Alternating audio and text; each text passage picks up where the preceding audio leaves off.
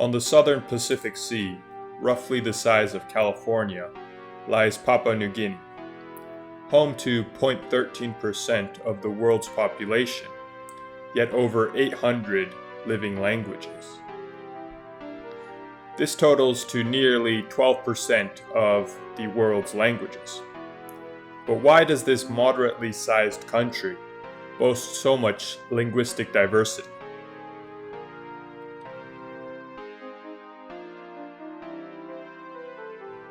Early theories suggest that the linguistic diversity of Papua New Guinea can be attributed to the vast and dense topography of the country. The country comprises dense mountain ranges, swamps, and rivers that divide and isolate regions. It was assumed that trade and interaction between communities were challenging and still are due to the topography, leading to the development of languages with minimal exchange or convergence.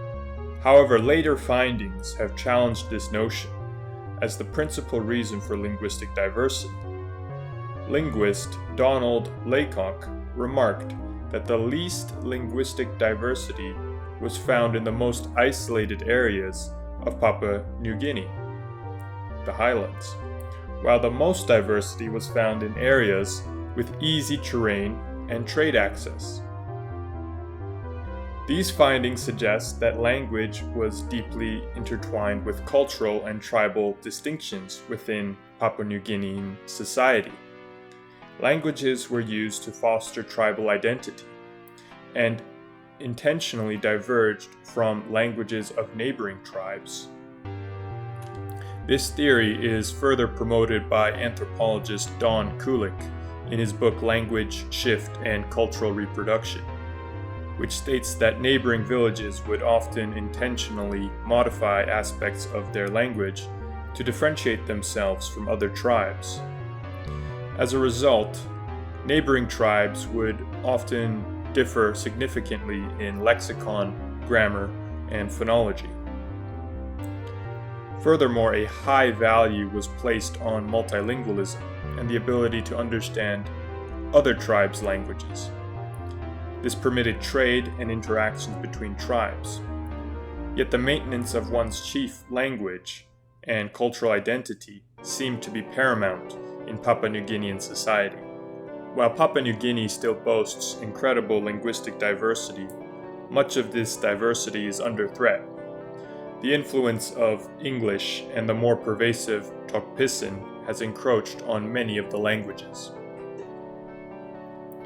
Tok Pisin, from English, Tok, and Pidgin, is a Creole with an English base, and emerged as a result of extensive European contact with Papua New Guinean peoples, and largely due to the forced coercion and kidnapping of Papua New Guineans, termed blackbirding, which occurred predominantly in the 18th and 19th centuries.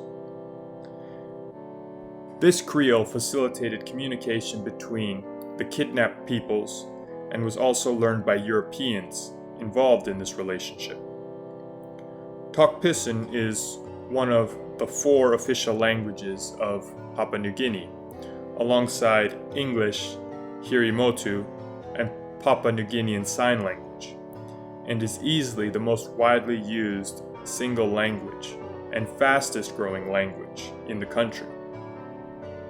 However, this growth comes at the expense of the country's linguistic diversity.